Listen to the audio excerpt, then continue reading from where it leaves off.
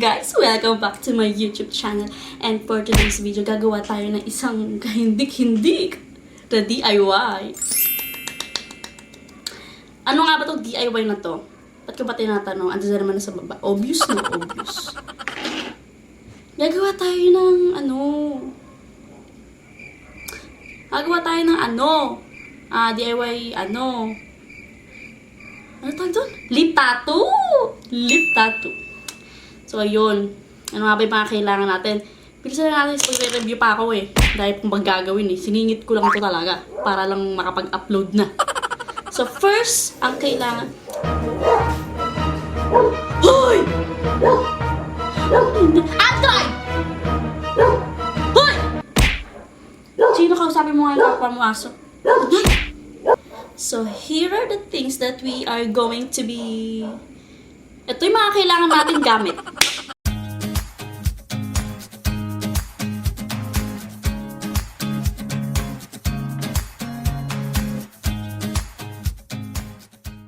Pag malinis na yung container nyo, dito natin ilalagay yung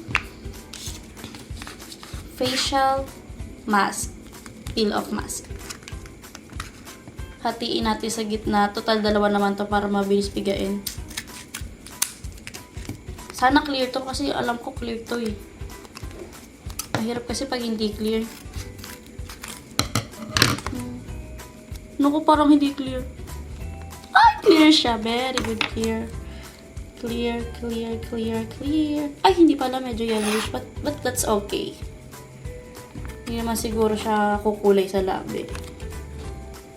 Yan, lagyan mo dyan lahat.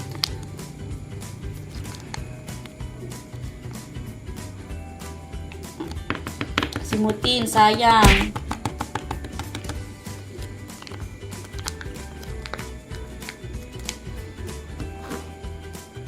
Ba't parang itlog? Kulay itlog to?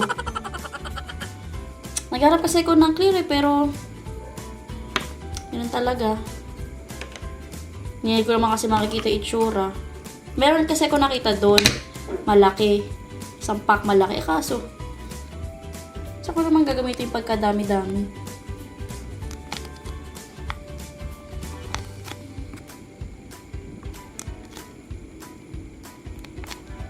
Sakto lang pala yung container ko. Akala ko masyadong malaki. Yan. Yung itsura niya, ha? Tapos, kunin nyo na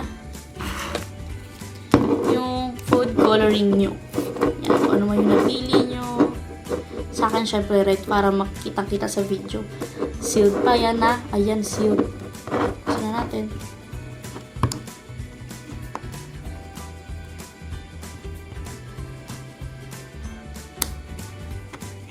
Oh! Red na red. Wala namang amoy.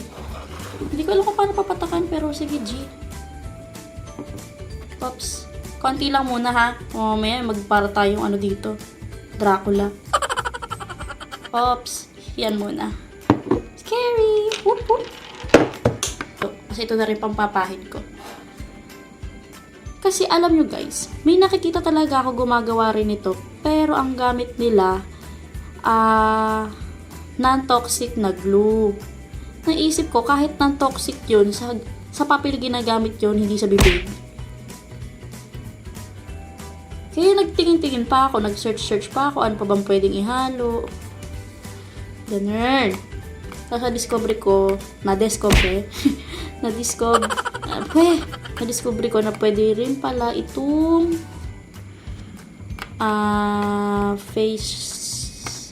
facial mask na peel off. Wow. Ooh. Tingnan nyo, oh. Parang hindi to epic, ah. Feeling ko may mapapala tayo, ah. Pero gusto ko pang dagdagan yung kulay para matingkad talaga. Dagdagan pa natin. May galit ako, eh. Didag pa tayo. What? Yan. Last na to, tapos hindi na. Promise. Mix-mix lang hanggang sa halong-halo na siya.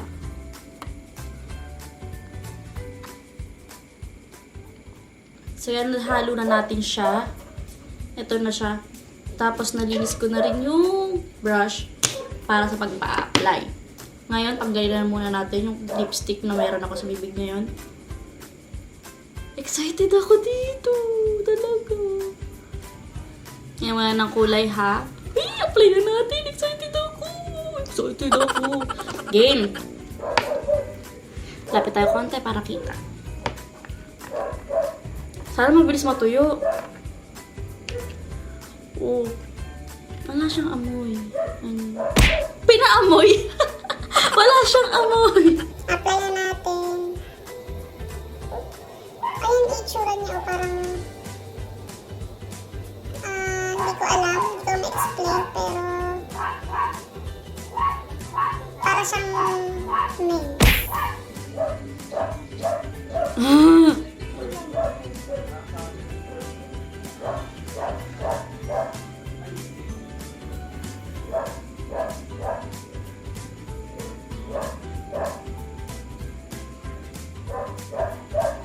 Hindi siya mahirap ikabit, ha.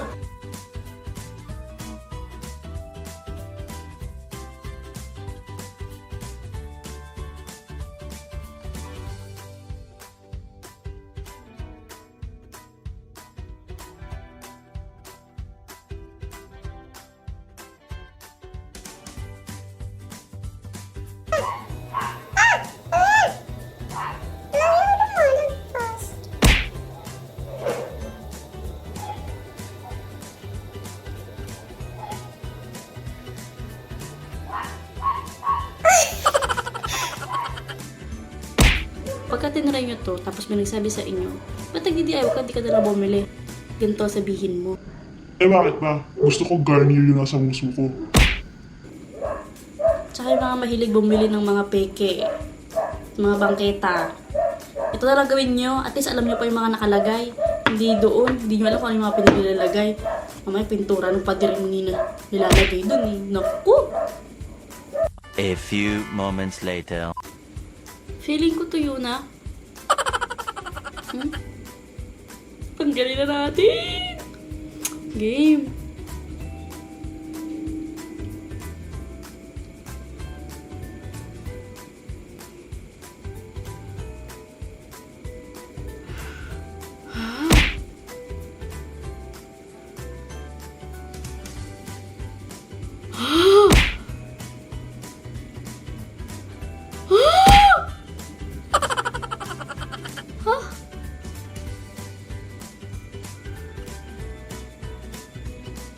Uy! Oh my G! Pwede na ako magnegosyo. Pagkikitaan ko to. Ay!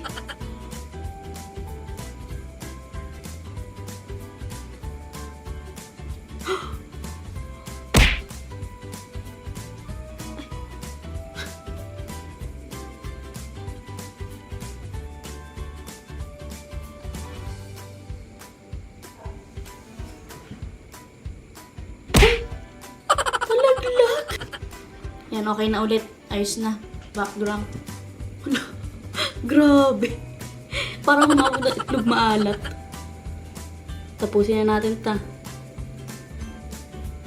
Actually, wala na eh. Mga ano ko na to eh. Dry skin. Dry lips. Uy, effective siya! Ang galing! Hala talaga. Kailangan ko na sa... May laway! Oh. Aray. Wala. Wala talaga. At ang ganda niya kasi parang natural lang na namula. Ang galing! O, diba? Pwedeng pang negosyo.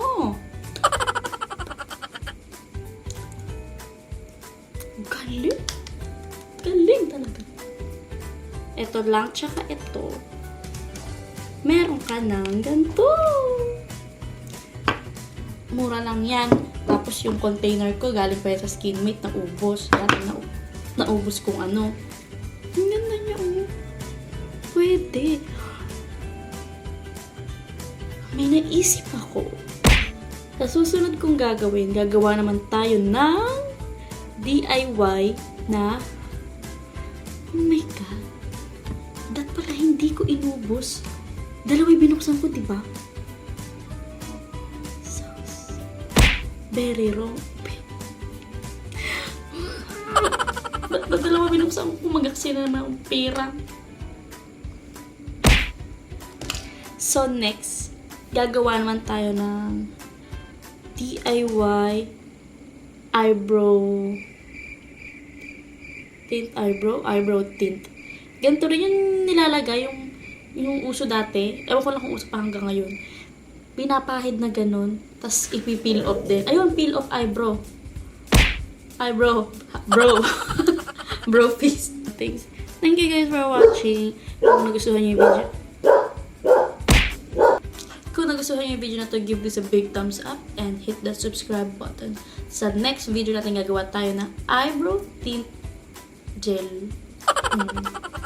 Hindi ko alam yung tawag eh. Basta yun. Parang ganito, pinipeel off na eyebrow. Ano naman ang gagawin natin? Ang gagawin lang natin, bibili lang tayo ng brown na ganito. Tingnan natin kung ano itsura nun pag ganun. Galing.